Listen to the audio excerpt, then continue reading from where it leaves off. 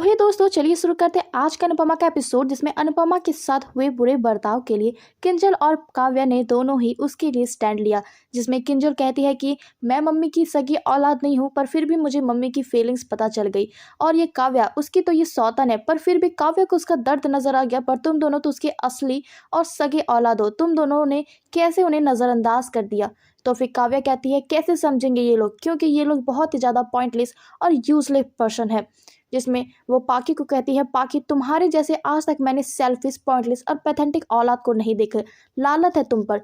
छोटी अनु को देख लो, छोटी अनु तो अभी कुछ दिन पहले ही आई है, जिसे अनुपमा की फीलिंग्स और उसके आंसुओं की उसे कद्र है। लेकिन तुम तो पाकी वो है जिसने अनुपमा के पेट से जन्म लिया। मुझे तो कभी कभी समझ नहीं आता है कि तुम अनुपमा की औलाद हो भी या नहीं, फिर भी तुम अनुपमा के दर्द को और उसकी फीलिंग्स को नहीं समझ पाई, बल्कि तुम अनुपमा को इतना ज़्यादा इंसल्ट कर दी जिससे अनुपमा का दिल टूट गया। किंजल पाकी से कहती है कि सोचो, तुम्हें बुरा लगा ना, हम लोगों ने थोड़ा सा इतना तुम्हें कहा, लेकिन तुम्हें बुरा लगा ना। सोचो मम्मी को कितना ज़्यादा बुरा लगा होगा, क्योंकि उसकी सगी बेटी ने उन्हें घमंडी, पॉइंटलेस और बहुत ही ज़्यादा सेल्फिश इंसान कहा है। जिसमें काव्या पाकी को कहती है कि और तुम क्या कह रही थी कि इस घर से निकल जाओ। अरे पाकी, तुम किस बबल में रहती हो? तुम्हें पता भी ये तुम्हारा घर है? वाकई में तुम्हारा घर है? वो तो अनुज और अनुपमा की शराफत थी, क्योंकि अनुज ने कुछ नहीं किया। अगर वो चाहता ना कि हमें 1 सेकंड के अंदर इस घर से बाहर निकाल देता। तभी किंजल पाकी से कहती है, आज तुमने जो किया वो नया नहीं है। तुमने और तोसू ने मम्मी की बहुत ज़्यादा इंसल्ट शुरू से ही की है, और वैसे भी तुम लोग हर बार गलती करते हो और माफ़ी मांग लेते हो, फिर गलती करते हो फिर माफ़ी मांग लेते हो। लेकिन तुमने आज जो इतनी बड़ी गलती की है उसके लिए माफ़ी नहीं मिल सकती, क्योंकि हर गलती की माफ़ी नहीं होती।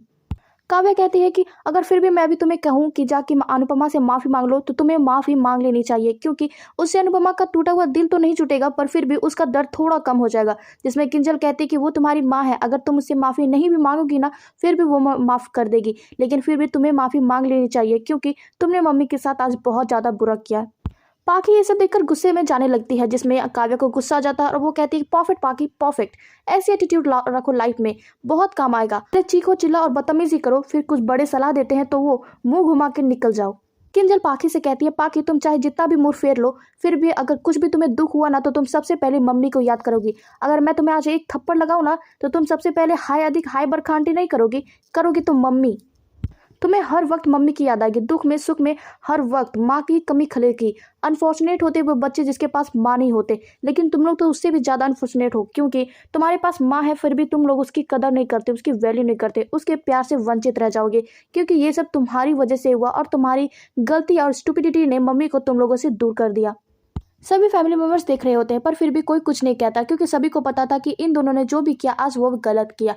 जिसमें काव्या किंजल को कहती है, किंजल ये सब तुम्हारे लिए अच्छा नहीं है, तुम्हारी सेहत के लिए, एक काम करो तुम अपने कमरे में जाके आराम करो। जिसमें जिसमें किंजल कहती है, नहीं काव्या मैं ठीक हूँ, मैं यहीं रहूंगी। तो काव्या कहती है कि एक काम करो तुम नीचे बैठ जाओ, तब तुम बैठ जाओ। वनराज वहां से उठकर जाने लगता है, जिसमें काव्या कहती है, तुम कहाँ जा रहे हो? तुमसे मुझे अभी बात करनी है। इधर छोटी अनु, अनुज और अनुपमा तीनों ही मस्ती कर रहे थे, जिसमें छोटी अनु का हैप्पी हाउस में वो तीनों थे और एक दूसरे के साथ मजे कर रहे थे, जिसमें वो गाना भी गाते हैं और खूब सारी मस्ती करते हैं, जिसमें फ़ोटो खिंचवाते हैं और तीनों फोटो को वहाँ पे टांग देते हैं और अपनी यादों को जीने लगते हैं। फिर अनुपमा अपनी छोटी बेटी अनु को सुलाने लगती है। छोटी अनु को नींद आ जाता है और वो सो जाती है। फिर पाकी अपने कमरे में बैठी होती है और अपनी मम्मी को याद कर रही होती, जिसमें वो बहुत ही ज़्यादा रो रही होती। पाकी को अचानक दीवार से चोट लग जाती है और उसके मुंह से मम्मी निकल जाती है, जिसमें पाकी को पुरानी बातें याद आने लगती है। कैसे उसे किंजल कहती है कि तुम्हें अगर कुछ भी दुख होगा तो सबसे पहले तुम अपनी मम्मी को याद करोगी। और फिर काव्या की बात भी उसे याद आने लगती है, जिसमें काव्या कहती है, तुम बहुत ही ज़्यादा सेल्फिश इंसान हो, क्योंकि तुमने मम्मी का आज दिल दुखाया। और अनुपमा की बातें वो भी याद करने लगती है, जिसमें अनुपमा उसे माफ़ी मांगते हुए नजर आती है और कहती है कि माफ़ कर दो बेटा, मैं तुम्हारी माँ हूँ, इसीलिए तुम्हारी मम्मी होने के लिए मुझे माफ़ कर दो। उसके बाद फिर काव्या वनराज के सामने आती है और कहती है कि मुझे तुम लोगों से कुछ बात करनी है, और मैं जो कहूँगी वो सीधे तौर पे कहूँगी, मैं कुछ भी घुमा फिरा कर बात नहीं करूँगी और एक ही बार में सुन लीजिएगा, क्योंकि मैं ये दोबारा रिपीट करने वाली नहीं हूँ। दरअसल वो बा को ताना देते हुए कहती है, वो वनराज से कहती है, we I love you, I really do, but मैं तुमसे ही नहीं सारे फैमिली मेम्बर से भी प्यार करती हूँ बापूजी, और मुझे बोलते हुए भी शर्म आ रही है पाखी और तोसू से भी। पर फिर भी आज इन्होंने जो अनुपमा के साथ किया ना, वो बहुत ही ज़्यादा बुरा था। काव्या कहती है कि मैं अनुपमा जैसे हमेशा बनना चाहती थी, लेकिन भगवान का अच्छा हुआ, भगवान का लाख लाख शुक्र है कि मैं अनुपमा जैसी नहीं हूँ, क्योंकि आज उसके बच्चों ने जो उसके साथ किया ना, कि मैं तो ये गिल से ही मर जाती। जानते हो दुनिया में सबसे बुरी बात क्या है? जरूरत से ज्यादा अच्छा ना। अनुपमा ने इसकी बातों को सुनकर इग्नोर कर दिया और इन्हें माफ कर दिया। वो तो महान बन गई। अगर मेरे साथ इन लोगों ने ऐसा कुछ भी किया, 1% भी किया ना, तो मैं इसके एक ताने का 100 ताना जवाब दूंगी, और स्पेशली बा आपसे। वो वनराज से कहती है कि पता है वी, अगर अनुपमा इस घर में अपनी जान भी दे देगी ना, तो तुम कहोगे कि देवी जी यहाँ से जाइए और अपने महल में अपनी जान दीजिए। और ये तोसू कहेगा कि मेरे बच्चों को 3-4 साल पालने के बाद क्यों नहीं मर गई। और इसमें पाकी कहेगी, हाय बाप, मुझे तो शर्म आ गई, मुझे तो बहुत ही ज्यादा गिल्ट महसूस हो रहा कि मेरी मम्मी ऐसे मर गई।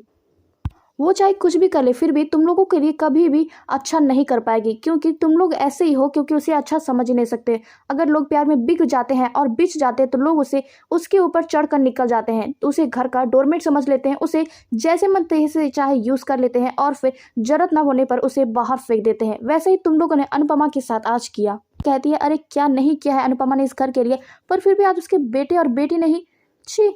उसके बाद वो बा की तरफ देखती है और कहती है, एक बात तो पॉइंट क्लियर हो गई कि इस घर के लिए चाहे कुछ भी कर लो, मर मिट जाओ, लेकिन किसी को कोई फर्क नहीं पड़ता, स्पेशली तुम्हें, तोसू, पाखी को और बा को, क्योंकि तुम लोगों के लिए जितना किया जाए तुम लोगों के लिए कम होता है। और वो बा को देखकर कहती है कि बा, ये मेरे आईब्रो है और मेरे बाल है, मैं इसे जितना चाहूँ बढ़ाऊँ, और मैं अपने बाल को चाहे कि जितने कर करूँ, और मुझे अगर आप ताना देंगे तो मैं भी आपको उल्टा जवाब जरूर दूंगी।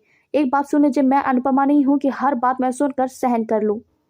मैं काव्या हूँ, काव्या। अगर मैं अपने आप पर उतर गई ना, तो मैं सबकी बैंड बजा के रख दूंगी। वो कहती है कि तुम लोगों को खुश करना पॉइंटलेस बात है, क्योंकि अनुपमा ने जितना तुम लोगों के लिए किया, फिर भी तुम लोगों के लिए कम पड़ गया, और मेरे से तुम लोग क्या खुश रहोगे। अनुपमा का क्या, अनुपमा के पास उसके पति है, उसका बेटी दोनों है, जिसके कारण वो खुश भी हो जाएगी और वो ज्यादा देर तक दुखी नहीं रहेगी। लेकिन तुम लोगों का क्या, तुम लोग तो हमेशा दुखी रहोगे, और तुम लोगों को रहना भी चाहिए, क्योंकि तुम लोग खुशियाँ और हंसी मजाक डिजर्व नहीं करते हो। तुम लोगों को ऐसी ही लाइफ अच्छी है, और तुम लोग ऐसे ही नर्क में जियो।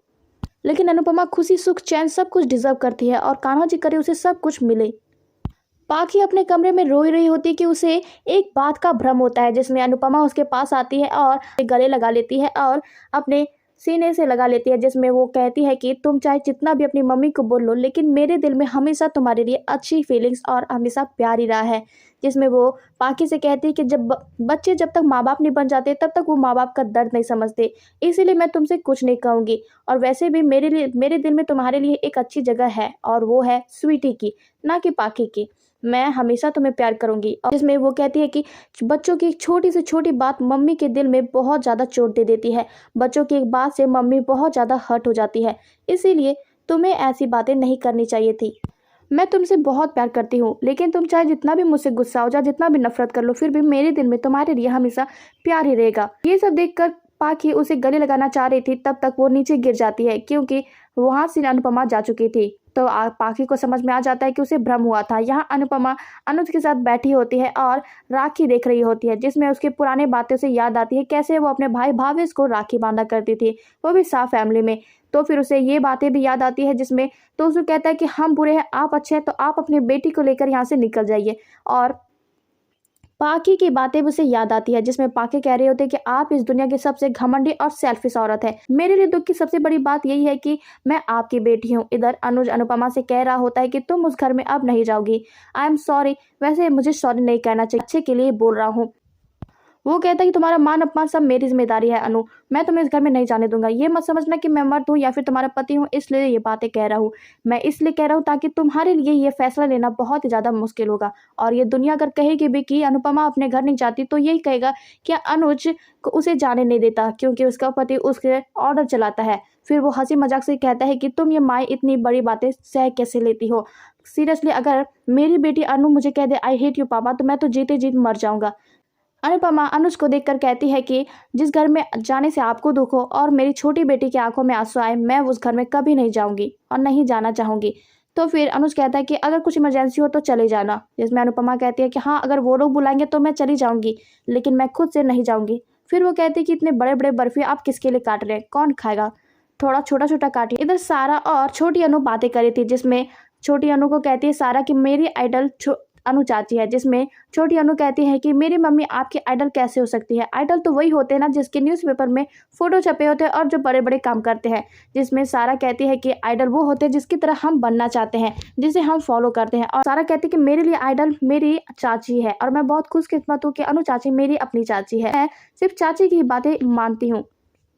इधर पाखी रो रही थी कमरे में अकेले होकर, तभी वनराज आ जाता है और पाखी उसके गले लग जाती है और कहती है कि पापा मैंने आज बहुत बुरा किया, मैं बहुत बहुत बहुत ज़्यादा बुरी बेटी हूँ और मैं बहुत ही ज़्यादा सेल्फिश हूँ। काव्या बिल्कुल सही कहती है कि मैं बहुत ही ज़्यादा नालायक बेटी हूँ और मुझे अपनी मम्मी से लेकिन माफ़ी मांगना है पापा, मुझे वहाँ जाकर मम्मी से माफ़ी मांगना है। और मैंने मम्मी के साथ बहुत बुरा बर्ताव किया और बड़ी भी जो इतने अच्छे हैं, आज मैंने भी उनका दिल दुखाया है और ये भी नहीं सोचा कि किंजल भाभी प्रेग्नेंट है और मैंने उसे डिसअपॉइंट कर दिया। साथ ही बापूजी का भी मैंने आज बहुत दिल दुखाया है पापा, मैं बहुत ही ज़्यादा बुरी लड़की हूँ। जिसमें वनराज उसे देख रहा होता है और फिर वो कहता है कि तुम ज़्यादा चिंता मत करो, तुम्हें अनुपमा से माफ़ी मांगने की ज़रूरत नहीं है। जिसमें पाखी कहती है कि कल तो रक्षाबंधन है और हम मम्मी के बिना रक्षाबंधन कैसे मनाएंगे।